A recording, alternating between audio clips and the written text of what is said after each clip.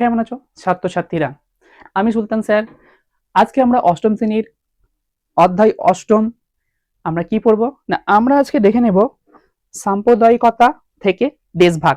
সাম্প্রদায়িকতা থেকে দেশভাগের পার্ট 1টা আমরা দেখেছিলাম। আজকে আমরা পার্ট 2টা দেখে নেব। দেখো, এই সাম্প্রদায়িকতার জন্যই কি হলো না, দেশ ভাগ হয়েছিল। এই সাম্প্রদায়িকতাটা কি না, হিন্দু এবং মুসলিম দুটো সম্প্রদায় নিজেকে ভিন্ন ভাবতে শুরু করেছিল। তো কেন হয়েছিল ভাগ দেশ, সেই দেশ ভাগের যন্ত্রণাটার কতটা ছিল, সেগুলো আমরা পরপর একটু দেখে নেব। তো আজকে তোমরা যে দেখতেই পারছো, এদিকে যে তোমাদের টেক্সট বুকটা আছে অষ্টম শ্রেণীর, এবং এইদিকে তোমরা সেই সূচিপত্রটা দেখতে পাবে, যেটা কি সাম্প্রদায়িকতা থেকে দেশভাগ। দেখো, এর আগে আমরা কিন্তু একেবারেই আলোচনা করে নিয়েছি সাম্প্রদায়িকতা কিভাবে বিস্তার করেছিল, ডিভাইড অ্যান্ড রুলস কিভাবে মানুষের মনে ধর্মর চেতনাকে জাগিয়ে তুলেছিল, এবং ভারতীয়দের যে তারা এক হয়ে ভারতকে স্বাধীন রাষ্ট্র হিসাবে দেখতে চেয়েছিল, সেই স্বাধীন রাষ্ট্রের যে স্বপ্নটাকে তারা তাদের স্বার্থে ভেঙে গুঁড়ো করে দেওয়ার চেষ্টা করেছিল, সেটা আমরা দেখেছিলাম। এখানে দেখো, সাম্প্রদায়িক বাটোয়ারার পথে কিভাবে চলে গেল, এই সাম্প্রদায়িক বাটোয়ারার পথটা কি ছিল, কিভাবে চলে গেল, এটা কিন্তু এই পয়েন্টটা আমরা বুঝে নেব। দেখো, বিংশ শতকের তরুণ মুসলিম নেতৃত্বর ভূমিকা, এটা আমরা প্রথম বুঝে নেব। একেবারে বিংশ শতক মানে 1900 সামথিং, তখন যে মুসলিম নেতৃত্ব ছিল তাদের কি ভূমিকা ছিল, যারা তরুণ ছিল। দেখো, তারা ভারতীয় জাতীয়তাবাদী আন্দোলনের বিরোধিতা করেননি।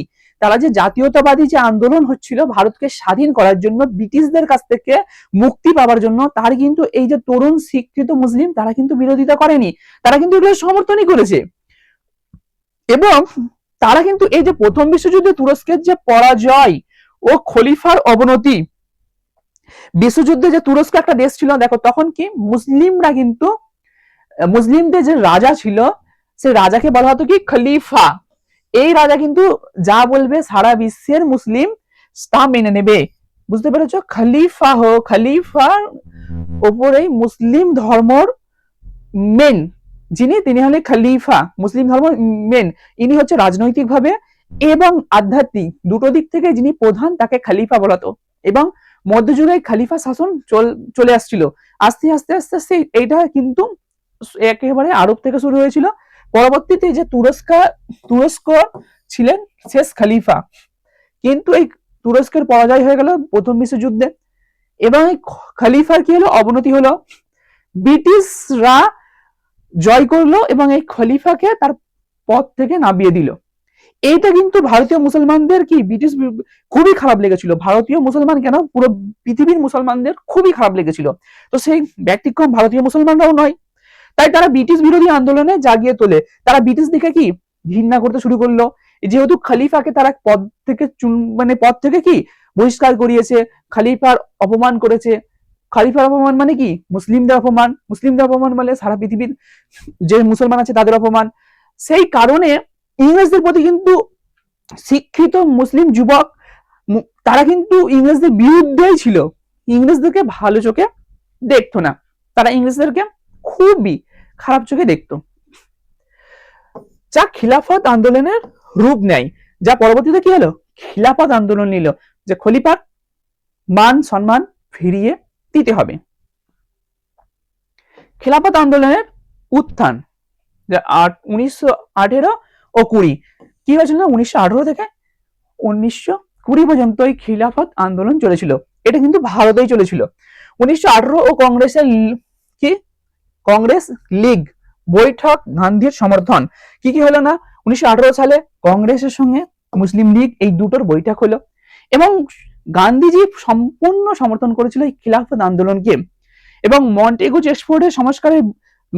চেসফোর্ড কিছু সংস্কার করেছিল, সেই সমস্ত সংস্কারেরও বিরোধিতা করলো, যেখানে জাতীয় কংগ্রেস এবং কি মুসলিম লীগ এবং সমস্ত মুসলিম যে উম্মা ছিল, যে সমস্ত যুবকরা ছিল, সবাই কিন্তু এইগুলো বিরোধিতা করলো। পুরো মুসলমানরাই ভারতের ইংরেজদের এবার আস্তে আস্তে কি হলো, বিরোধী হয়ে উঠলো। এটা কিন্তু স্বাধীনতার আগের সময়। তো উলেমা ও আলী ভ্রাতৃত্ব দয়ের উত্থান হলো। উলেমারাও কিন্তু কি হলো, একেবারেই ব্রিটিশদের বিরোধিতায় মগ্ন হলো। উলেমা হচ্ছে তারা যারা ইসলামী শিক্ষায় শিক্ষিত। বা ইসলামিক ধার্মিক শিক্ষায় শিক্ষিত তাদেরকে বলা হয়। গান্ধী এটাকে কি, এইগুলো কিন্তু চলছিল, চলতে চলতে কি হলো না, গান্ধীজি অসহযোগ আন্দোলন করলো। অসহযোগ আন্দোলন মানে ব্রিটিশদের সহযোগিতা না করা, অসহযোগ করা। সেটা হতে পারে চাকরি থেকে, যারা ভারতীয় ব্রিটিশদের দপ্তরে চাকরি করতো তারা চাকরি ছেড়ে দিল।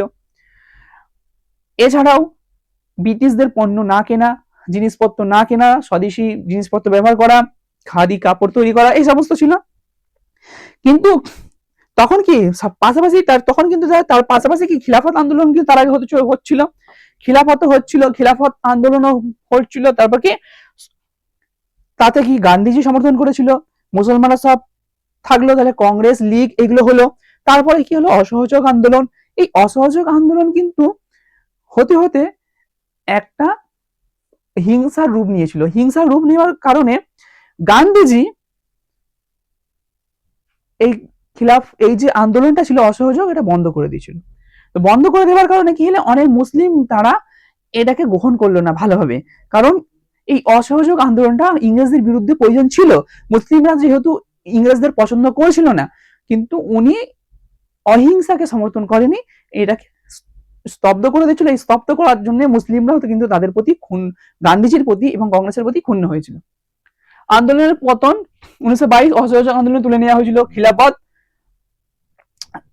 স্তীমিত খিলাফতি নেতারা গান্ধীর অহিংসা পুরোপুরি কি গ্রহণ করেনি। ধর্মীয়, এছাড়াও কি ছিল না, ধর্মীয় প্রতীক, বিভিন্ন ধর্মীয় প্রতীক ব্যবহার করা হয়েছিল, যেগুলো কিন্তু হিন্দু ধর্মকে রিপ্রেজেন্ট করত।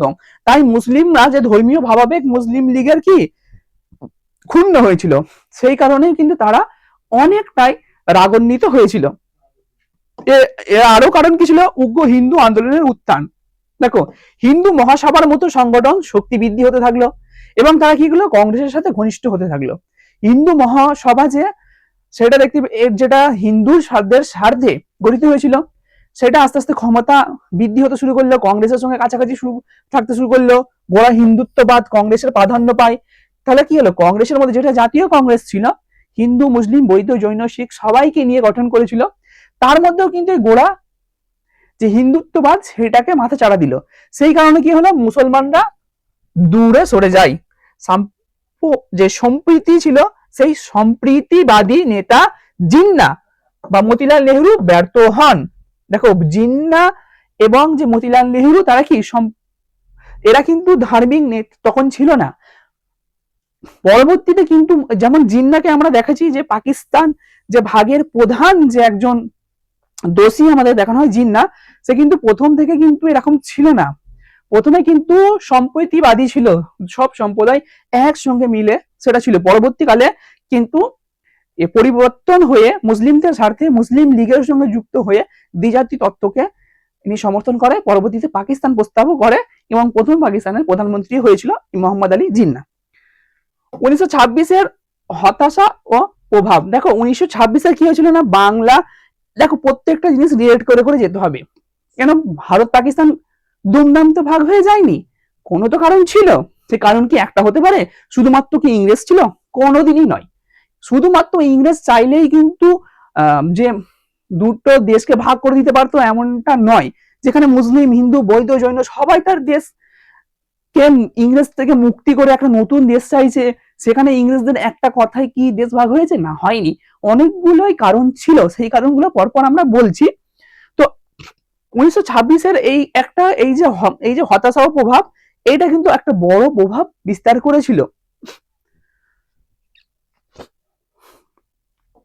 বাংলা পাঞ্জাবে কি হলো, কংগ্রেসের মুসলিম প্রার্থী না থাকায় সম্প্রীতিবাদীরা হতাশ হয়। বাংলা এবং পাঞ্জাবে কংগ্রেসের মুসলিম প্রার্থী ছিল না। যখন একটা ইন্টারনাল নিজেদের মধ্যে কি হলো, একটা ভোটাভুটি হলো বাংলাতে এবং পাঞ্জাবে, এই দু জায়গায় ভোট হলো। সেখানে কিন্তু কংগ্রেসের, দেখো আইন সবাই তো ভারতীয়রাও থাকতো, সেখানে ভোটাভুটি হলো, কংগ্রেস তার প্রার্থী দিল। কংগ্রেস যে প্রার্থী দিল, সেই প্রার্থীতে কিন্তু কোনো মুসলিম ছিল না, সমস্তই হিন্দু ছিল। তখন এই সম্প্রীতিবাদী যারা ছিল তারা হতাশ হয়ে গেল। তারা বললো, এটা কি হলো, এটা তো সমস্ত ধর্মের মানুষকেই রাখা উচিত, একটা ধর্মের মানুষ কেন থাকবে? আইন অমান্য আন্দোলনে মুসলমানদের কম অংশগ্রহণ হলো। আইন অমান্য যখন আন্দোলন হলো তখন মুসলিমরা আগে থেকেই ক্ষুণ্ণ হয়ে গেছিল এই কারণে, তখন আইন অমান্য আন্দোলনে মুসলিমরা সেইভাবে আর কি হলো, এই আন্দোলনে যোগদান করলো না। এটাকে কি বলা হয়, সাম্প্রদায়িকতা বলা হয়েছে।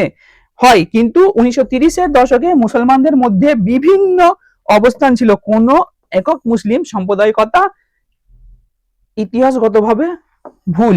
যদি আমরা শুধুমাত্র একটা জিনিসকে দিয়ে তুলে ধরি সাম্প্রদায়িকতা বলে, সেটা কিন্তু ভুলই হবে ইতিহাসের ক্ষেত্রে। সবাই কিন্তু এক নয়, কেউ সমর্থন করেছিল, কেউ সমর্থন করেনি, সংখ্যাটা কমে গেছিল কিন্তু সংখ্যা ছিল। ঠিক আছে, ইতিহাসকে দেখতে গেলে প্রত্যেকটা অ্যাঙ্গেল থেকে দেখতে হবে এবং সমস্ত কিছুর সামনে রেখে তবে বিবেচনা করা উচিত। চলো এগিয়ে যাই। তাহলে তোমরা দেখতে পেলে কি কি ঘটলো, কি কারণে আস্তে আস্তে মুসলিমদের মধ্যে কংগ্রেসের মধ্যে একটা মানে কি বলবো দূরত্ব সৃষ্টি হলো। এই দূরত্ব সৃষ্টি হতে হতে একেবারে মুসলিমদের মধ্যে এবং কংগ্রেসের মধ্যে একটা বিশাল বড় দূরত্ব। পরবর্তীতে সেটা কি হলো না, মুসলিম লীগ তৈরি হবে 1906 খ্রিস্টাব্দে এবং তারা তাদের কার্যক্রম আস্তে আস্তে চালিয়ে যাবে। দেখো 1930-এর দশক দ্বিজাতি তত্ত্বের উদ্ভব। দেখো দ্বিজাতি তত্ত্ব, এখানে দ্বি মানে দুটো আর জাতি, দুটো জাতি কথা হয়েছে, কিন্তু ভারতীয়রা তো একটাই জাতি, ভারতীয়। এই ধারণা কিন্তু তখন আর ছিল না, তখন হয়ে গেল দ্বিজাতি তত্ত্ব। দ্বিজাতি তত্ত্ব কি, ইকবাল ও রহমত আলীর আলাদা ভূখণ্ড প্রস্তাব। কে না, মোহাম্মদ ইকবাল ও রহমত আলী, এনারা কি হলো দুটো পাকিস্তানের ইঙ্গিত করলো। তখনও কিন্তু ইঙ্গিত করেছে, তখন কিন্তু পাকিস্তান যে দেশ সেটাকে চায়নি। এবং 1932 ম্যাকডোনাল্ডের সাম্প্রদায়িক বাটোয়ারার ঘোষণা, পৃথক এই কয়েকটা ঘটনা পরপর হলো। পৃথক নির্বাচন মন্ডলী প্রবর্তন, কংগ্রেসের বিরোধী, কারণ এটি সাম্প্রদায়িক সাহিত্য করে, জাতীয় ঐক্য ভাঙে।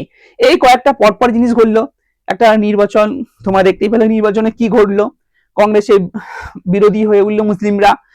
এই সমস্ত গুলোকে নিয়েই জাতীয় যে ঐক্য ছিল, যে হিন্দু মুসলিম বৌদ্ধ জৈন সবাই যে ভারতকে স্বাধীন দেখতে চেয়েছিল, একভাবে একসঙ্গে লড়াই করেছিল, সেই জাতীয় ঐক্যটা আস্তে আস্তে ভেঙে পড়লো। দেখো এখানে মোহাম্মদ ইকবাল তোমরা পড়লে, মোহাম্মদ ইকবাল কে ছিল এবং তেনার কি অবদান একটু আমরা দেখে নেব। এইটা কিন্তু তোমাদের ছোট কোশ্চেনে আসে, ও ধরো শর্ট কোশ্চেনে আসলে তোমরা লিখতে পারবে, বা টিকার মতো যদি আসে অবশ্যই লিখতে পারবে। একটু দেখে নাও সেটা কি। ইনি হলেন মোহাম্মদ ইকবাল। এনার কিন্তু অনেক অবদান আছে।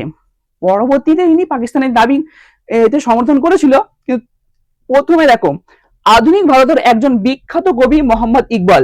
তাহলে মোহাম্মদ ইকবাল কি ছিল, একজন বিখ্যাত কবি ছিল। তরুণ প্রজন্মের মুসলিম ছেলে মেয়েদের ধর্মীয় ও দার্শনিক ভাবনাকে তিনি তার কবিতার মাধ্যমে গভীরভাবে আলোড়িত করে। কিসে না, ধর্মীয় এবং দার্শনিক যে ভাবধারা তাকে ফুটিয়ে তুলেছিল তেনার কবিতার মাধ্যমে। মানববাদী ইকবাল মনে করতেন, দেখো ইনি কিন্তু প্রথমে কি, প্রথম থেকেই ছিল মানববাদী, মানুষের কথা তুলে ধরতো। ইকবাল মনে করতেন ভালো কাজ মানুষকে অমরত্ব ও শান্তি দেয়। যদি কোনো ভালো কাজ করি তাহলে মানুষকে অমরত্ব দিবে, মানুষকে শান্তি দান করবে। আচার অনুষ্ঠানের আধিক্যতার অন্যায় মেনে নেওয়া তার কাছে ছিল পাপ কাজের নামান্তর। কোনো অন্যায়, কোনো অত্যাচার মেনে নেওয়াটাই একেবারে পাপ ছিল। তাহলে বুঝতে পেরেছো, ব্রিটিশরা যে অন্যায় করত, ব্রিটিশরা যে অত্যাচার করত, সেটা মোহাম্মদ ইকবাল মেনে নিত না। এবং মোহাম্মদ ইকবালের যারা অনুগ্রামী ছিল তারাও কিন্তু ব্রিটিশদের এই সমস্ত কার্যক্রমকে একেবারেই সমর্থন করেনি। এবার একটা লেখা অত্যন্তই জনপ্রিয়, আজ পর্যন্ত প্রত্যেক 15 আগস্টে দেখবে মাইকে মাইকে বাজে, তোমরা স্কুলে কলেজে বিভিন্ন ক্লাবে দেখবে 15 আগস্টে চালানো হয়, সারে জাহাঁ সে আচ্ছা হিন্দুস্তান হামারা। এই সারে জাহাঁ সে আচ্ছা হিন্দুস্তান হামারা, এটা কিন্তু লিখেছিল মোহাম্মদ ইকবাল। এছাড়াও কিন্তু ইনি অনেক কবিতা লিখেছেন এবং বিভিন্ন দেশাত্মবোধক কবিতা ইকবালের রচনা। যদিও শেষের দিকে, একেবারে শেষের দিকে মানে 1920 তার ওই দিকে কি করলেন না, তিনি পৃথক মুসলিম রাষ্ট্রের পক্ষেও সওয়াল করেছিলেন। যখন মুসলিম রাষ্ট্র জন্য আবেদন মানে 1906 তো তোমরা দেখলে মুসলিম লীগ গঠন হলো। তারপরে আগে আগে গিয়ে কি হলো না, পাকিস্তানের প্রস্তাব তখন কিন্তু করা হয়নি, তখনই কিন্তু চলছিল। সেই তারপরে যখন পাকিস্তানি প্রস্তাব করা হলো, সেই পাকিস্তানের প্রস্তাবে কিন্তু মোহাম্মদ ইকবাল ইনি সমর্থন করলেন। এবার আমরা দেখব ভারত বিভাজনের সিদ্ধান্ত। ভারতবর্ষকে বিভাজন করা, দুভাগে বিভক্ত করে দেওয়ার যে সিদ্ধান্ত, এই যে এটা ছিল পুরো ভারতবর্ষ। যেখানে তুমি দেখতে পাবে এই যে ম্যাপটা আছে, এই পুরোটা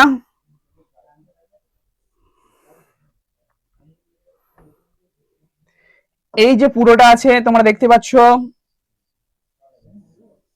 এই পুরোটা ছিল ভারতবর্ষ, এই পুরোটাই ছিল ভারতবর্ষ। দেখতে পাচ্ছ এই যে লাল লাল লাল যে একটা দাঁড়িয়ে আছে, এই পুরোটা ছিল ভারতবর্ষ। তাহলে কিন্তু এটাকে বিভাজন হয়ে গেল, দুভাগে ভাগ হয়ে গেল। একটা এই দিকটা যেটা হয়ে গেল হচ্ছে পশ্চিম পাকিস্তান, আর একটা এই দিকটা যেটা হয়ে গেল পূর্ব পাকিস্তান। ভারতবর্ষের পূর্ব দিকে যেটা ছিল সেটা হয়ে গেল পূর্ব পাকিস্তান, এই দিকটা হয়ে গেল পশ্চিম পাকিস্তান। সেটা আমরা দেখবো যেটা বিভাজন হয়েছিল। ভারত বিভাজনের সিদ্ধান্ত কিভাবে নেওয়া হলো? দুমদাম করে হয়ে গেল। কেন হয়ে গেল দেখো, ভারত শাসন আইন কি 1935 খ্রিস্টাব্দে মোতাবেক কি হলো, প্রাদেশিক বিধানমন্ডলীর অন্য নির্বাচন অনুষ্ঠিত হয়। যেটা তোমরা তো দেখলে যে 1935 খ্রিস্টাব্দে একটা প্রাদেশিক যে বিধানমন্ডলী ছিল সেখানের মধ্যে নির্বাচন হলো। তারপরে কি হলো 1937 খ্রিস্টাব্দেও একটা হয়েছিল। এই নির্বাচনে কি হলো, কংগ্রেস সাফল্য পেলেও লীগ, মুসলিম লীগ ততটা সাফল্য বা ভালো ফল করতে পারেনি। মুসলমান জনসংখ্যার প্রধান পাঞ্জাব ও বাংলা, আসাম, উত্তর পশ্চিম সীমান্ত প্রদেশে, সিন্ধু প্রভৃতি প্রদেশে কংগ্রেসি মন্ত্রিসভা তৈরি হয় এবং 1940 খ্রিস্টাব্দে মুসলিম লীগের লাহোর অধিবেশনে একটি প্রস্তাব মুসলমানদের আলাদা জাতি হিসাবে আনুষ্ঠানিকভাবে করা হয়। দেখো এর আগে তোমরা কি দেখেছিল, একটা নির্বাচন হয়েছিল যেখানে কংগ্রেসের নেতাতে কোনো মুসলমান রাখা হয়েছিল না। যে সেটা কোথায় হয়েছিল, বাংলাতে এবং পাঞ্জাবে। বাংলা এবং পাঞ্জাবে নির্বাচন হলো যেখানে কোনো মুসলমান নেতা রাখা হলো না। তখন মুসলমানরা ভাবলো যে যদি ভারত স্বাধীন হয় তাহলে আমাদের সেইভাবে গুরুত্ব থাকবে না, আমাদেরকে রাজনৈতিক ভাবে পিছিয়ে রাখা হচ্ছে বা ভারত স্বাধীনতার পরে পিছিয়ে রাখা হবে। তারপরে কিন্তু 1940-এ যখন মুসলিম লীগের একটা লাহোর অধিবেশন হলো, এই লাহোর অধিবেশনে কিন্তু তখন একটা মুসলমানদের আলাদা জাতি হিসাবে আনুষ্ঠানিকভাবে কি ঘোষণা করা হলো যে মুসলমান একটা আলাদা জাতি। জিন্নাও সেই বছরের প্রথম দ্বিজাতি তত্ত্বের প্রসঙ্গ সমর্থন করে প্রবন্ধ লেখেন। তার আগে কিন্তু মোহাম্মদ আলী জিন্না এই দ্বিজাতি তত্ত্বকে সমর্থন করতো না। তখন থেকে কিন্তু মোহাম্মদ আলী জিন্না এই দ্বিজাতি তত্ত্বকে সমর্থন করে ফেললো। তাহলে তোমরা বুঝতে পারলে মোহাম্মদ আলী জিন্না কিন্তু প্রথম থেকে সাম্প্রদায়িক ছিলেন না, উনি সবাইকে নিয়ে এবং একভাবে ভারতের স্বাধীনতার জন্য লড়াই করছিল।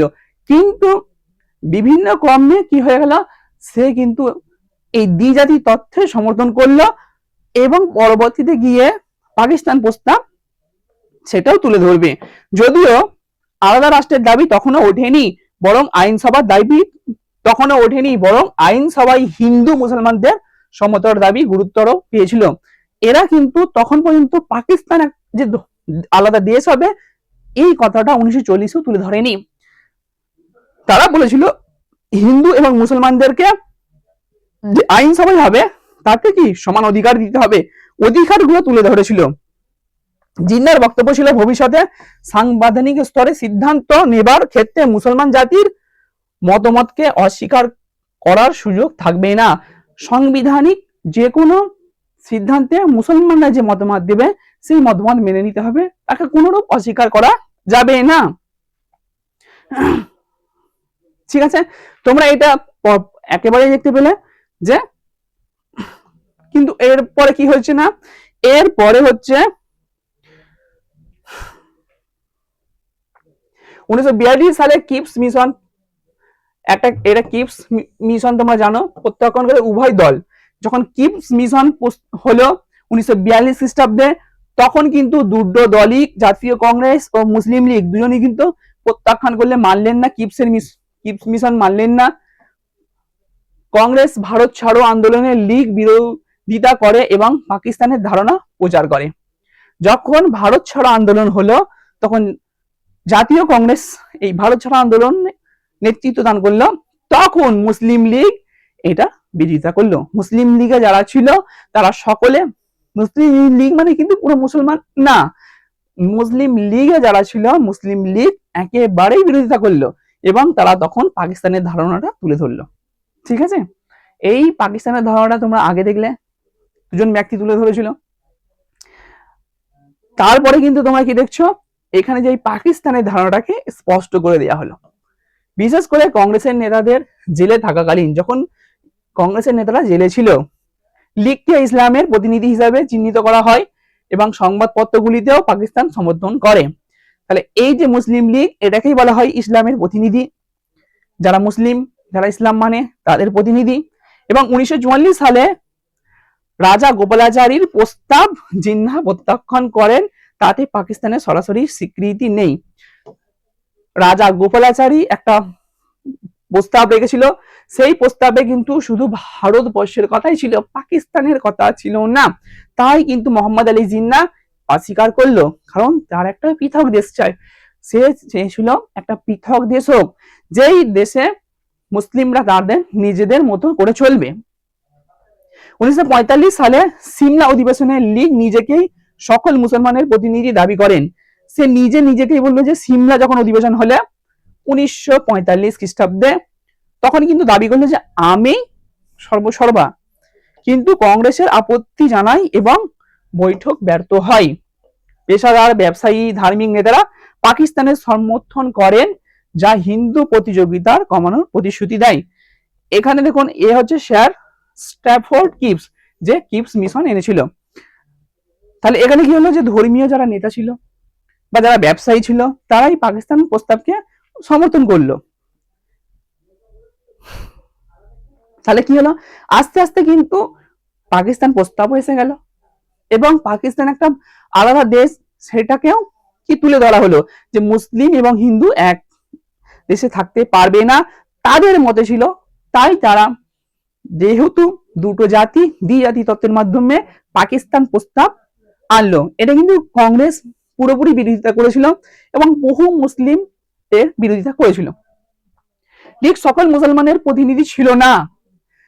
মুসলিম লীগ দাবি করেছিল সকল মুসলমানের প্রতিনিধি, কিন্তু সে কখনোই সকল মুসলমানের প্রতিনিধি ছিল না। বাংলায় ফজলুল হকের কৃষক প্রজা পার্টি ছিল, বাংলায় যে ছিল ফজলুল হক, তার একটা কৃষক প্রজা পার্টি ছিল। এছাড়াও হিন্দু মুসলিম কৃষকদের প্রতিনিধি করত, যে তিনি কি হিন্দু এবং মুসলমান দুটোই ধর্মেরই কৃষকদের প্রতিনিধিত্ব করত এবং লীগের সঙ্গে লড়াই করত।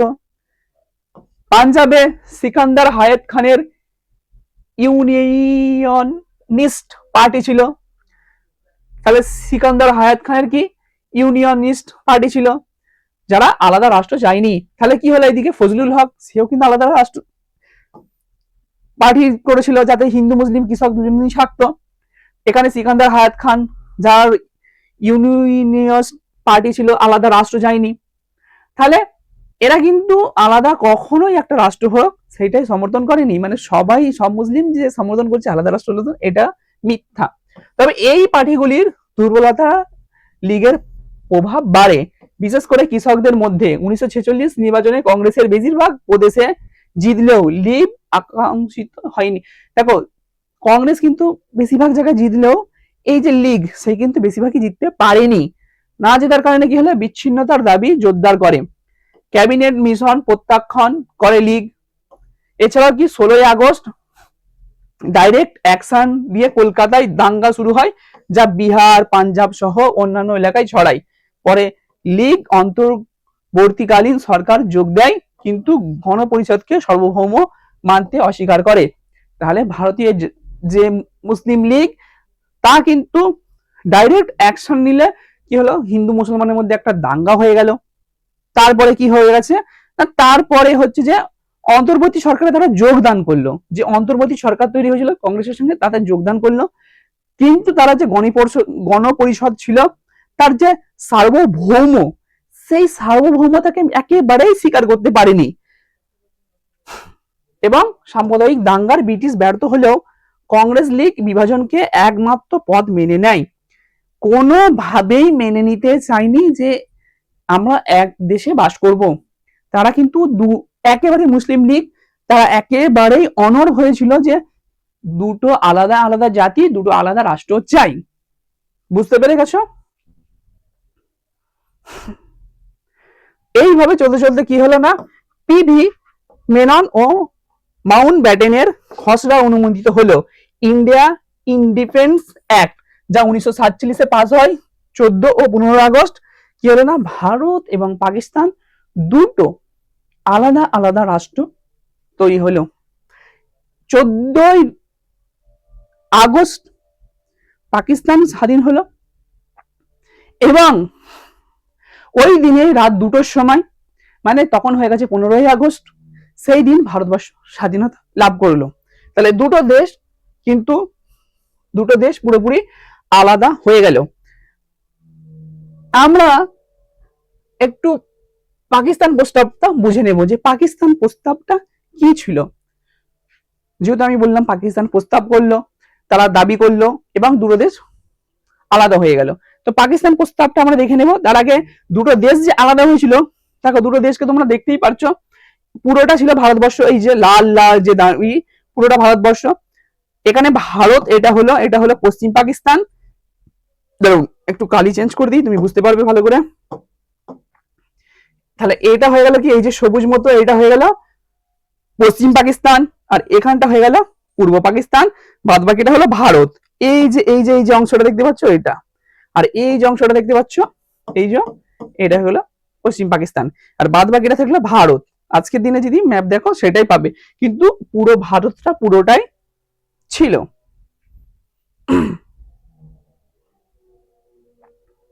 চলো একটু পাকিস্তান প্রস্তাবটা দেখে নিই। 1940 খ্রিস্টাব্দে মুসলিম লীগের লাহোর অধিবেশনের মোহাম্মদ আলী জিন্না সভাপতিত্ব করেন।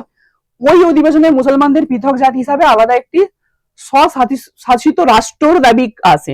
স্বশাসিত রাষ্ট্র মানে নিজেরা নিজেদের শাসন করবে। কেমব্রিজ বিশ্ববিদ্যালয়ের ছাত্র চৌধুরী রহমত আলী, ইনি 1933-34 খ্রিস্টাব্দে পাকিস্তান নামক একটি রাষ্ট্রের কথা বলেছিলেন। তাহলে কে, রহমত আলী 1933 থেকে 34 খ্রিস্টাব্দে পাকিস্তান নামে একটা আলাদা রাষ্ট্র কথা বলেছেন। যদিও লাহোর অধিবেশনে মুসলমানদের জন্য পৃথক রাষ্ট্রের প্রস্তাবটি ছিল, তাতে পাকিস্তান নামই উল্লেখ ছিল না। এই যে লাহোর অধিবেশন ছিল তাতে একটা আলাদা রাষ্ট্রের কথা ছিল, কিন্তু যে পাকিস্তানি দেশটা হবে তা কিন্তু উল্লেখ ছিল না। এই প্রস্তাবটি খসড়া তৈরি হয়, সিকান্দার হায়াত খান গুরুত্বপূর্ণ ভূমিকা নিয়েছিলেন। ফজলুল হক সেই প্রস্তাব উত্থাপন করেন। লাহোর অধিবেশনে মুসলিম লীগ কর্তৃক গৃহীত মুসলমানদের জন্য পৃথক স্বশাসিত রাষ্ট্রের এই প্রস্তাবই পাকিস্তান প্রস্তাব। এই যে পাকিস্তানের জন্য আলাদা একটা দেশের প্রস্তাব, এই পুরোটা দেখলে এই প্রস্তাবটাকে হলো পাকিস্তান প্রস্তাব। এইবারে কি দেখবে, এইবারে দেখব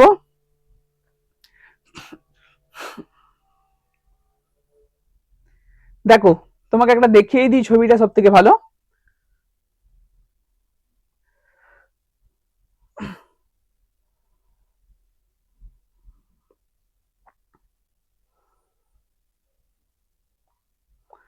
দেখো এখানে দেখতে পাবে যে এই যে একটা লাল মতো লাইন আছে, এটাকে বলে হয় red cliff line. Red cliff line, এখানে যদিও বানানটা ভুল আছে, এটা হবে রেড ক্লিফ লাইন, ঠিক আছে এইটা। তো এই যে লাল মতো লাইন দেখতে পাচ্ছ এখানে, এই যে লাল লাইনটা এটা হলো রেড ক্লিফ লাইন। দেখো এখানে কি তাহলে রেড ক্লিফ লাইনটা কি আমরা একটু জাস্ট বুঝে নিই। দেখো 1947 খ্রিস্টাব্দে জুন মাসে, কোন মাসে না আগস্ট মাসের আগের মাসে, টানাপোড়েনের পর লর্ড মাউন্ট ব্যাটেন এর ভারত বিভাগের পরিকল্পনা কংগ্রেস ও লীগ মেনে নেয়। সেই পরিকল্পনা অনুযায়ী বাংলা ও পাঞ্জাবকে ভাগ করার জন্য দুটি পৃথক সীমান্ত কমিশন গঠন করে। কাকে না, বাংলাকে, এইদিকে বাংলা দেখতে পাবে, বাংলাকে ভাগ করা হলো, আর এইদিকে পাঞ্জাব থেকে, এইদিকে পাঞ্জাব ছিল, এইদিকে পাঞ্জাব, ঠিক পাঞ্জাবের উপর দিয়ে ভাগ হয়েছিল। দুটি কমিশন লীগ কংগ্রেস থেকে দুজন করে সদস্য নিল। তাহলে কাকে নিয়ে, একটা মুসলিম লীগ থেকে দুজন সদস্য নিল, জাতীয় কংগ্রেস থেকে দুজন সদস্য নিল। তাদেরকে নিয়ে 1947 খ্রিস্টাব্দে 27 জুন বিশিষ্ট আইনজীবী স্যার সিরিল, এটা লর্ড ক্লিফ হবে, এটা লর্ড ক্লিফ হবে, লর্ড ক্লিফ দুটি কমিশনের সভাপতি নিযুক্ত হন। তিনি 12 জুলাই কার্যকর গ্রহণ করেন অত্যন্ত দ্রুততার সঙ্গে, এবং লর্ড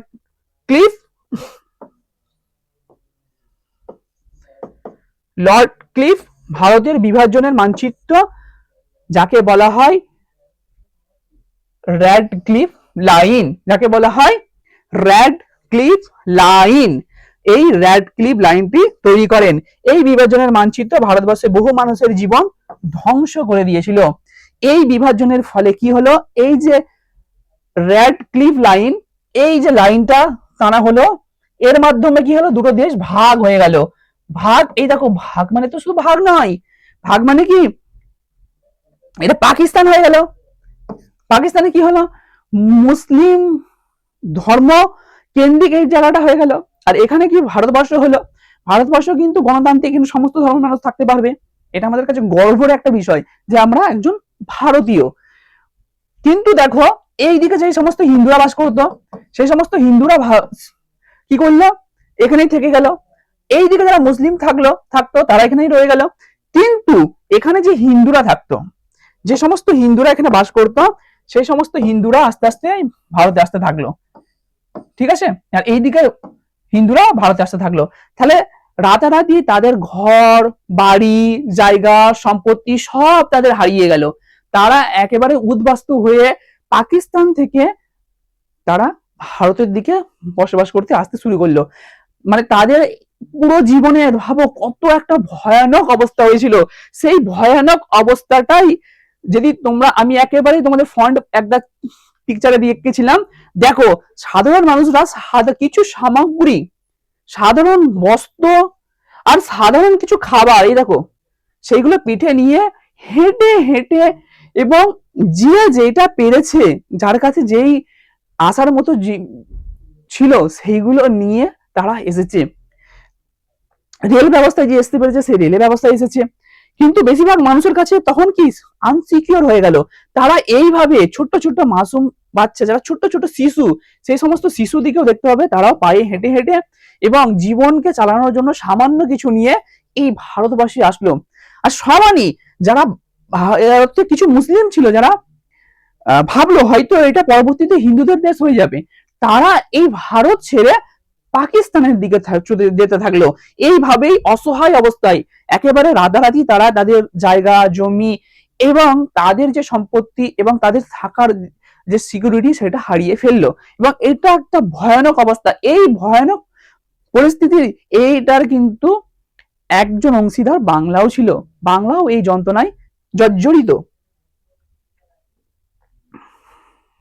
তাহলে দেখতেই পেলে, তাহলে কি হলো, ভারতের যে যারা মুসলিম ছিল সবাই নয়, একটা বড় অংশ আস্তে আস্তে তারা এইদিকে পাকিস্তানের দিকে চলে গেল। ঠিক আছে, কেন না, নিরাপত্তার জন্য। ঠিক আছে, বুঝতে পেরে গেছ, পরিষ্কার? আর কিছু?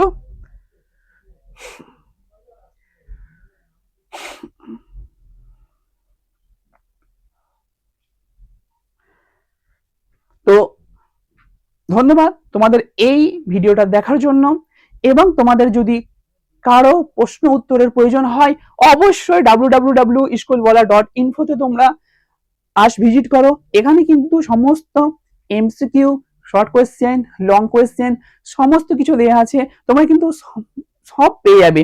অনেক সময় বলে স্যার আপনি তো পড়াচ্ছেন ঠিক আছে সুন্দর, কিন্তু স্যার কোয়েশ্চেন অ্যান্সার কোথায়? দেখো কোয়েশ্চেন অ্যান্সার কিন্তু এখানে দেয়া আছে, এমসিকিউ থেকে শুরু করে লং কোয়েশ্চেন সমস্ত কোয়েশ্চেন দেওয়া আছে। তোমরা অবশ্যই ভিজিট করো আমাদের এই ওয়েবসাইটে। আর আমাদের কিন্তু চ্যানেলকে সাবস্ক্রাইব করতে ভুলবেন না, কমেন্ট করতে ভুলবে না, এবং সমস্ত দেখো বাংলা, ইংরাজি, অঙ্ক, ইতিহাস, ভূগোল সমস্ত বিষয়ে ক্লাস 8 এবং 9 এর কিন্তু তোমরা ভিডিও পেয়ে যাবে। তাই অবশ্যই তোমরা যেমন ভিজিট করছো তোমরা দেখতে থাকো, সাথে সাথে তোমাদের বন্ধু বান্ধব সবাইকে আমাদের এই প্ল্যাটফর্মে আসার জন্য উৎসাহিত করো ভিডিও শেয়ারের মাধ্যমে। ধন্যবাদ।